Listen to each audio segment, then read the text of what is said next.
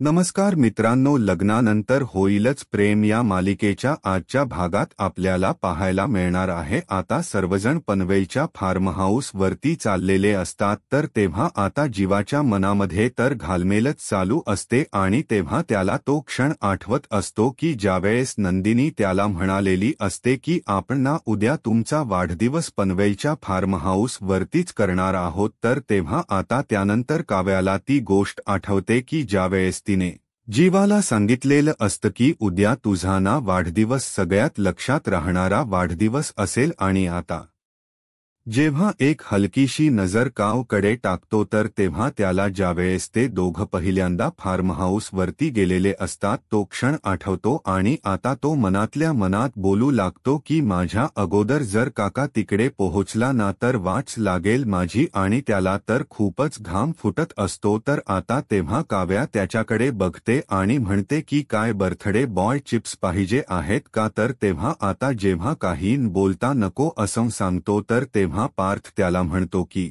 अरे घे ना, तुझ्या आवडीचे चिप्स आहेत, घे ना, खा ना। तर तेव्हा आता जेव्हा पार्थला सुद्धा नको नको आहेत असं सांगतो तर तेव्हा काव्या म्हणते असू देत, बहुतेक ना आवडी बदलल्या असतील आता त्यांच्या असंती बोलून आता जीवाला टॉन्च मारते। तर तेव्हा मित्रांनो आता बघा इकडे मिथुन काका भन्नाड पैकी अशा रंगेबिरंगे कपड्यांमध्ये फार्म हाऊस वरती पोहोचतो आणि फार्म हाऊस बघून आय लाईक दिस आणि पोहोचलो बाबा एकदाचा फार्म हाऊस वरती असं बोलू लागतो आणि अरे मिथुन तू किती महिन्यानंतर इथे आलेला आहेस, आणि आता ना जीवाची खोली पार्कची खोली गेस्ट रूम सगळ्यावरची धूळ धूळ चढलेली असणार आहे आणि मिथुन राव आज ना रामागडीच होणार आहे तुमचा, आणि आज तुम्हाला साफसफाई करावी लागणार आहे आणि त्यानंतर मग हे आमचे हिरो हिरोईन येणार कारमध्ये मस्त एसी मध्ये, आणि तुम्ही मात्र राब राब राबणार आणि म्हणतो की वहिनी साहेब ने हमारे कांधे के ऊपर बहुत बड़ी जिम्मेदारी दी आहे ना, उसको तो निभाना ही पडेगा ना, उसको तो निभाना ही पडेगा मिथुन, आणि एकदा का त्या चौघांना इथे येऊ द्यात मग त्या चौघांचा संसार ना मीच मार्गी लावणार असं म्हणून तो आता हसत असतो आणि चला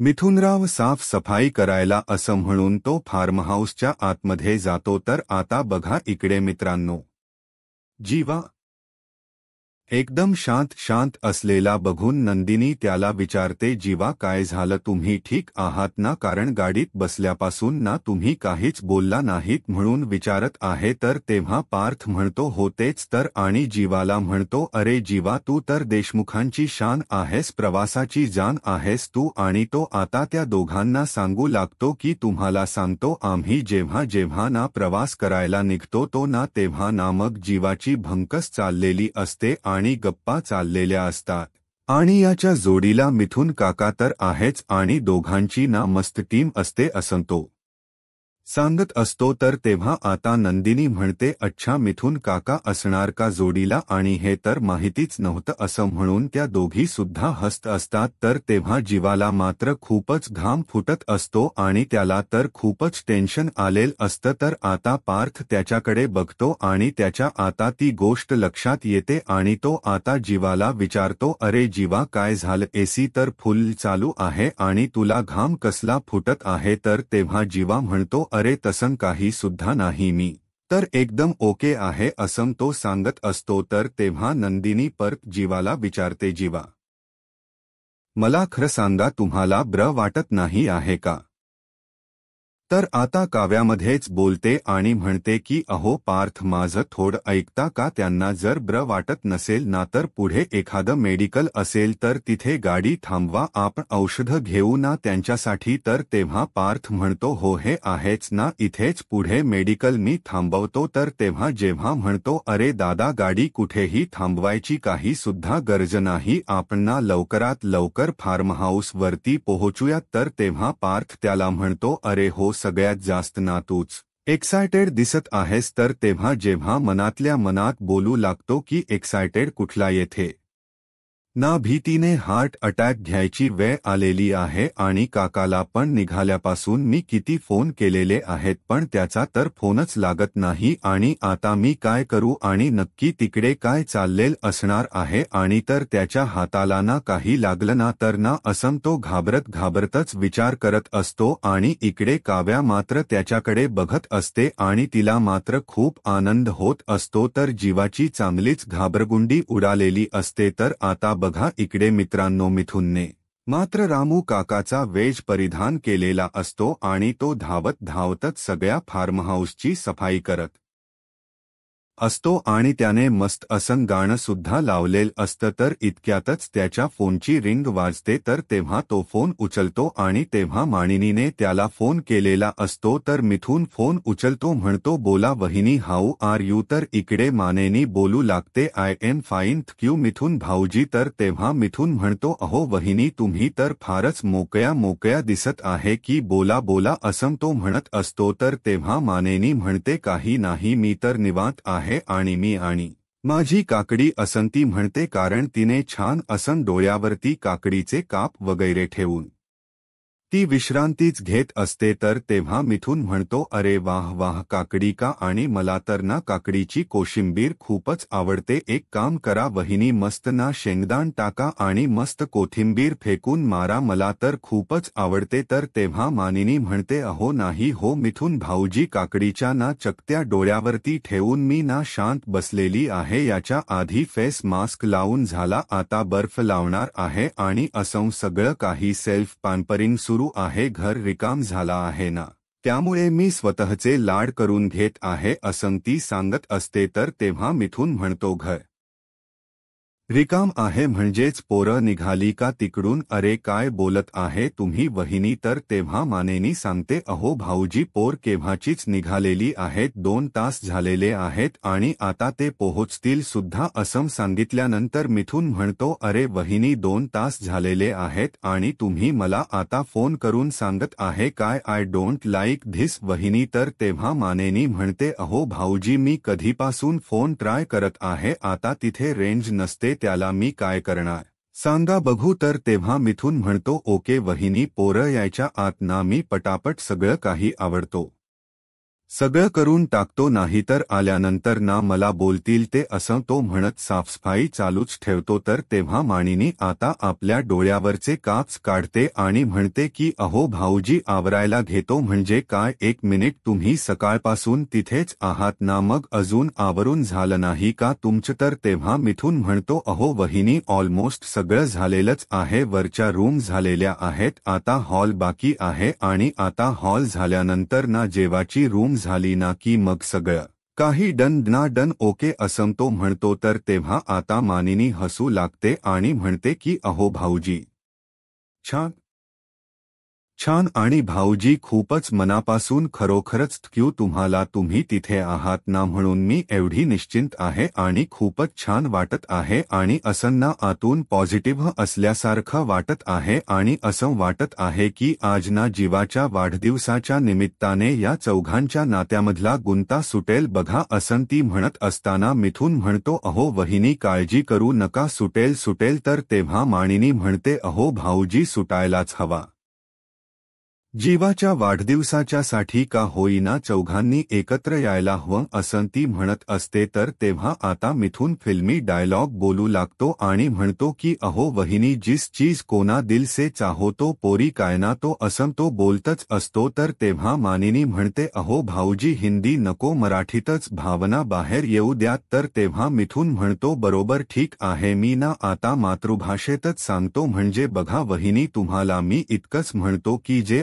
आपल्याला वाटतं ना ते होणारच छान होणार सुंदर होणार आणि कमाल होणार आणि आउटस्टँडिंग होणार मी सांगतो तू हाला असं तो सलगच बोलू लागतो तर तेव्हा मानिनी त्याला थांबवते आणि म्हणते पुढे बोलतच बसू नका तुमचं आवरून झालेलं नाही ना अजून आणि पोरं पोहोचतीलच तिथे असं ती सांगते तर तेव्हा आता मिथुनला परत टेन्शन येतं आणि तो म्हणतो की हो मी ना आवरतो पटापट सगळं आवडतो आणि एक काम करतो हॉलला ना नंतर आवडतो आणि आधी ना जीवाची रूम्स आवडतो नाही तर तो आल्या मला कट करणार आणि त्यानंतर ना मला फ्रेश सुद्धा व्हायचा आहे.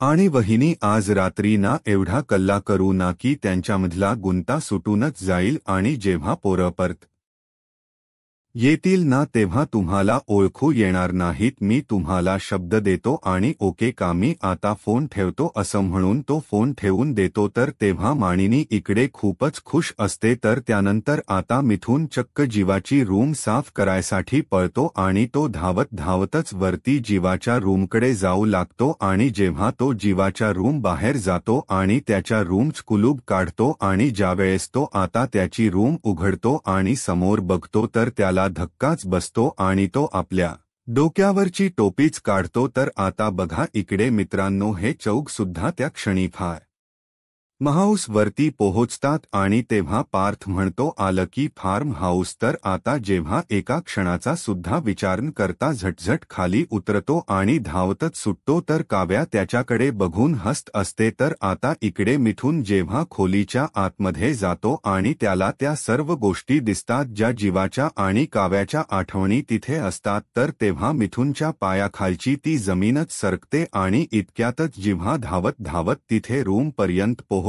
आणि तेव्हा ते सर्व गोष्टी तिथेच असतात. आणि तेव्हा मिथून धक्क्याने त्या गोष्टींच्याकडे, त्या फोटोकडे आणि त्या सजवलेल्या रूमकडे बघतो आणि परत तो धक्क्याने जीवाकडे सुद्धा बघतो आणि तेव्हा जीवाच्या काळजाचा मात्र पाणी पाणी झालेलं असतं. तर आता मिथून जीवाला विचारतो, अरे जीवा हे काय आहे तुझं आणि काव्याचा एकमेकांच्यावरती प्रेम होतं का? असं विचारल्यानंतर जीवा त्याला म्हणतो, अरे काका पण तू इथं का आलास? तर तेव्हा मिथून त्याच्यावरती भडकू लागतो आणि म्हणतो, अरे का लास म्हणून काय विचारत आहेस तू मला? अरे तुमच्या चौघांच्या नात्याचा गुंता सोडवायला इथं आलेलो होतो मी. पण इथं आल्यानंतर मला जे काही दिसलं ना त्यावेळी मला कळालं गुंता वाढत चाललेला आहे. आणि गुंता कोणामुळे आणि कशामुळे होत आहे? अरे निदान तू तुझ्याबद्दल आणि काव्याबद्दल सांगायला पाहिजे होच ना. आणि आता तरी काय ते खरं खरं बोल, तोंड उघड तुझं, असं तो ओरडत असतो. तर तेव्हा जेव्हा त्याला थोडसं शांत करतो आणि म्हणतो, अरे काका थोडं शांत हो, मी सगळं काही सांगतो तुला. पण आता ना आपण हे सगळं काही काढूयात का? आपण हे सगळं लपूयात का? आणि जर काही पार्थ आणि नंदिनीला कळालं ना तर खूप मोठा प्रॉब्लेम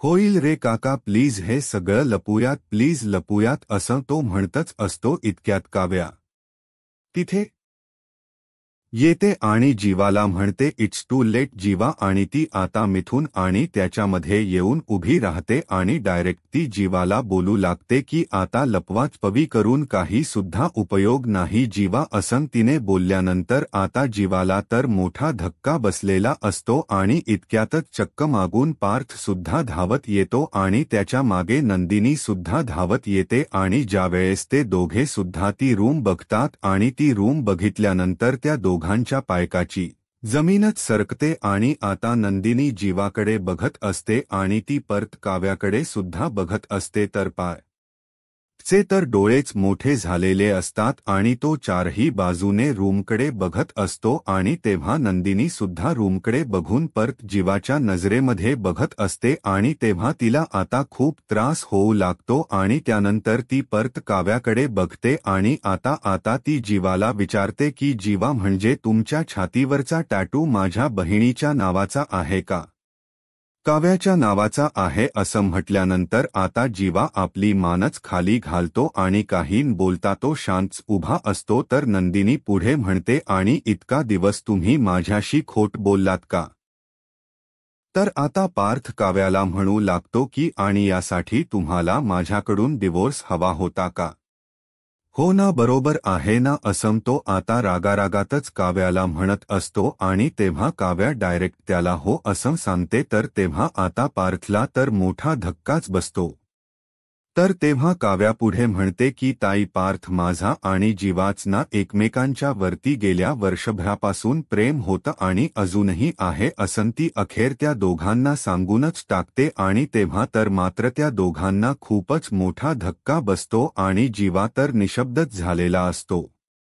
तर तेव्हा काव्या पुढे म्हणते की हा आमच्यामधला ना गोड भूतकाळ या क्रॉस मॅरेजमुळे आम्हाला सांगता नाही आला, लपून ठेवायला लागला. आणि जीवा ना तुमच्या लग्नाच्या दिवशी सुद्धा बोलत होता चल जाऊयात बाहेर, आपण सगळ्यांना सगळं काही सांगून टाकूयात. पण ताई, माझी त्या दिवशी हिंमत नाही झाली. पण आज ना ती वेळ आलेली आहे असं ती जीवाकडे बघून सांगते. तर तेव्हा जीवा आपला चेहरा लपवतच असतो. तर आता काव्या सगळ्यांच्या समोर हात जोडते आणि म्हणते की आता ना मी तुमच्या समोर हात जोडते आणि आता तुम्हाला सगळ्यांना कळालेला आहे ना, मग प्लीज आता लवकरात लवकर हे सत्य स्वीकारा असं ती आता थोडसं डोळ्यात पाणी घेऊनच सांगते. तर तेव्हा पार्थ आणि नंदिनीला मात्र जोराचा धक्का बसलेला असतो. तर काव्या पुढे म्हणते की हे सगळ्यांच्या समोर बोलायची माझी हिंमत होत नव्हती, म्हणून मी काहीही करून नाही तुम्हा दोघांना सांगायचं असं ठरवलेलं होतं. पण आज ना मला ते जमलेलं आहे, त्यामुळे प्लीज आता तुम्ही दोघं मला आणि जीवाला समजून घ्या प्लीज असं ती म्हणत असते. आणि तेव्हा जीवाच्या डोळ्यामधून सुद्धा पाणी येत असतं. तर आता पार्थ आणि नंदिनी एकदा जीवाकडे बघत असतात आणि एकदा काव्याकडे बघत असतात. तर तेव्हा काव्या म्हणते, हे बघा, आमच्यामध्ये ना लग्नानंतर प्रेम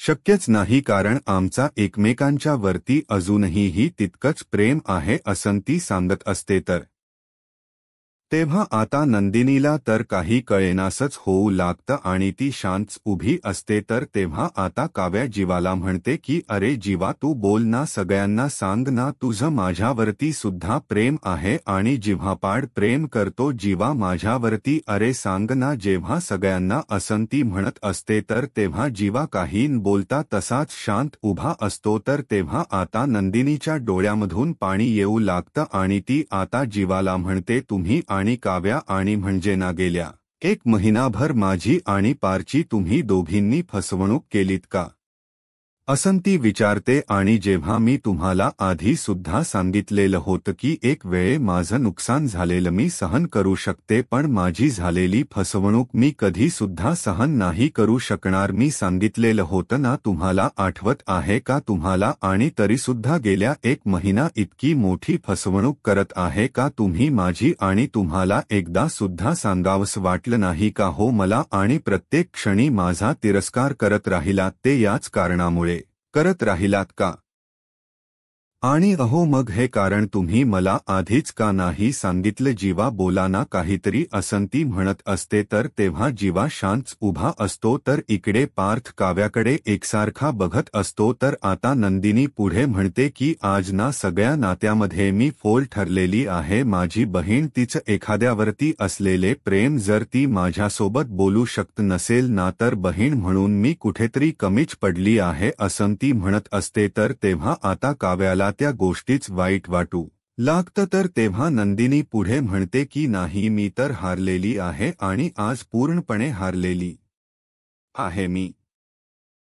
सगळ्या नात्यामध्ये पुरती हारलेली आहे मी असं ती डोळ्यात पाणी घेऊनच बोलत असते. तर इकडे पार्थला सुद्धा काही सूचनास झालेल असतं आणि त्याला राग सुद्धा आलेला असतो आणि त्रास सुद्धा होत असतो. तर आता नंदिनीला इतका त्रास होतो की तिला चक्करच येते आणि ती खाली कोसळत असते. तर तेव्हा पार्थ आणि जीवा नंदिनी असं जोराने ओरडतात. तर ज्यावेळेस जीवा नंदिनी असं ओरडतो तर तेव्हा ते सर्वजण कारमधून चाललेले असतात आणि तो उघड्या डोळ्याने स्वप्न बघत असतो आणि तो नंदिनी असं सगळ्यांच्या समोरच ओरडतो. तर तेव्हा सगळ्यांना धक्काच बसतो आणि सगळेजण धक्क्याने त्याच्याकडे बघू लागतात. तर पार्थ जीवाला म्हणतो, अरे जीवा, काय झालं तुला? तर तेव्हा नंदिनी सुद्धा जीवाला विचारते, जीवा, अहो जीवा, काय झालं तुम्हाला? तुम्ही ठीक आहात ना? तर तेव्हा आता जीवा नंदिनीला विचारतो, नंदिनी, पण तू ठीक आहेस ना? तर तेव्हा नंदिनी म्हणते, मी ठीक आहे, पण तुम्ही हे पाणी घ्या. आणि तुम्हाला अचानक काय झालं हो असं ती खूपच काळजीपोटी त्याला विचारत असते. तर तेव्हा ते बघून काव्याला सुद्धा खूप मोठा धक्का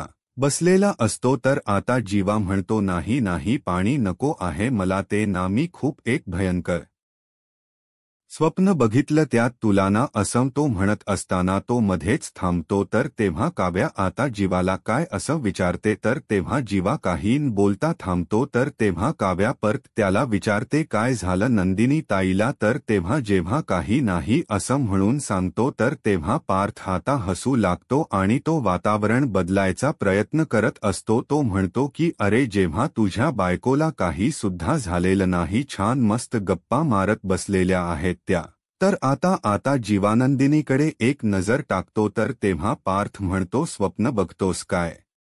दिवसाढवळ्या असं म्हणून तो जरासं वातावरण शांत करतो. तर आता बघा इकडे मित्रांनो, वसुंधरा मानिनीकडे येते आणि मानिनीला येऊन आत येऊ का असं तिला विचारते. तर तेव्हा मानिनी तिला म्हणते, अहो ताई, परवानगी कसली मागत आहे या ना? तर तेव्हा वसुंधरा तिच्याकडे बघते आणि म्हणते की एक मिनिट, अगं मानिनी, तू काय केलेल आहेस? अगं चेहऱ्यावर केवढा ग्लू आलेला आहे तुझ्या? तर तेव्हा मानिनी म्हणते, खरंच का? आणि काही नाही हो, आज जरा निवांत आहे ना, म्हणून ना खूप दिवसांनी जरा फेस पॅक लावला, काकडी डोळ्यावरती ठेवली आणि निवांत पडले होते आणि घरात सगळं काही शांत शांत आहे ना असं ती म्हणत असते. तर तेव्हा वसुंधरा म्हणते, वाह, खूपच छान. आणि हळू आवाजात ती म्हणते की आता जरी शांत शांत आहे ना, पण पुढचं पुढे? तर तेव्हा आता मानिनी तिला म्हणते की काही म्हणालात का तुम्ही? तर तेव्हा वसुंधरा म्हणते की अगं मी असं म्हणत होते की संध्याकाळचा काय बेत आहे? तर तेव्हा मानिनी जेवणाचा का असं विचारते आणि अजून तसं काही खास ठरवलेल नाही मी. तर तेव्हा वसुंधरा म्हणते, थांब मानिनी, मी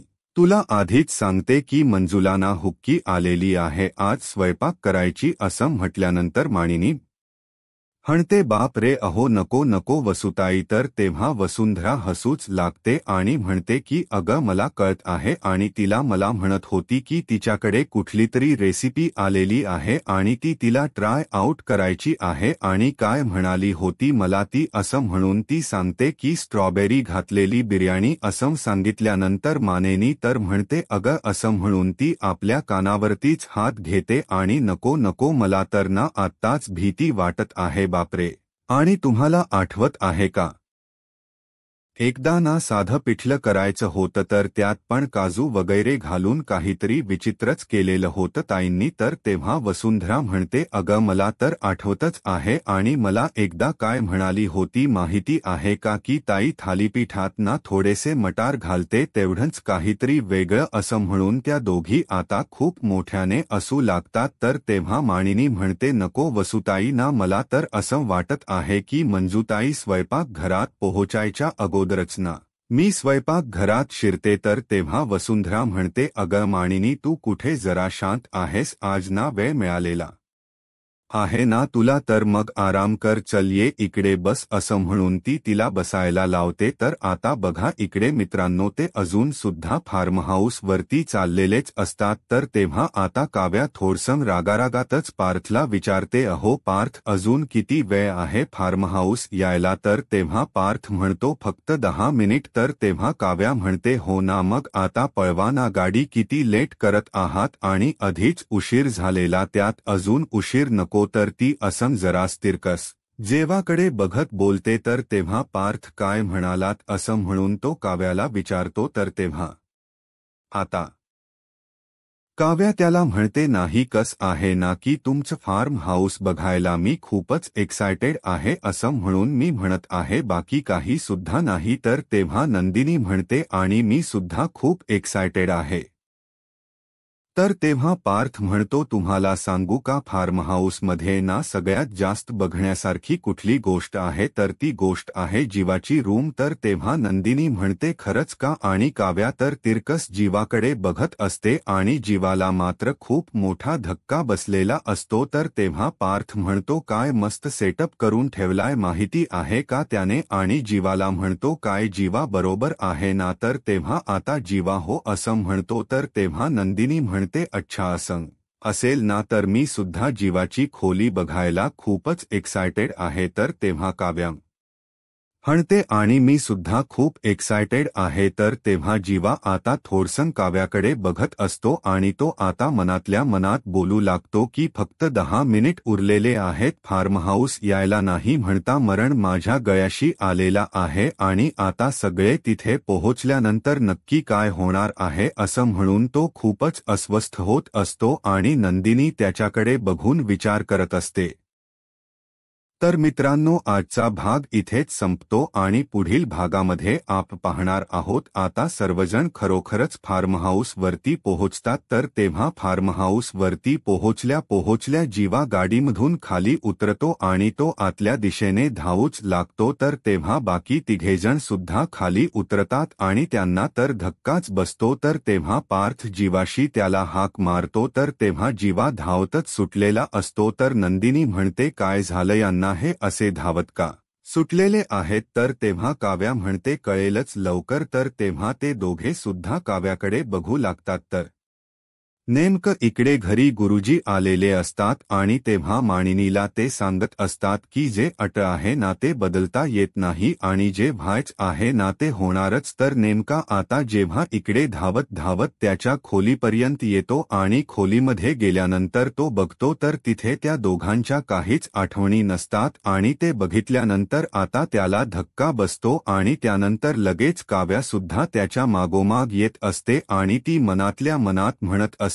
की आता जीवाच्या खोलीमध्ये बघितल्यानंतर सगळ्यांना सगळं काही कळेलच. आणि ती खोलीमध्ये येते तर तेव्हा तिच्या तर पायाखालची जमीनच सरकते कारण तिथे काहीच नसतं आणि त्यानंतर पार्थ आणि नंदिनी सुद्धा तिथे येतात. तर काव्या मात्र धक्क्याने जीवाकडे पाहते. आता पुढे काय होईल हे पाहायला आत्ताच माझा महाराष्ट्र या यूट्यूब चॅनलला सबस्क्राईब करा. धन्यवाद.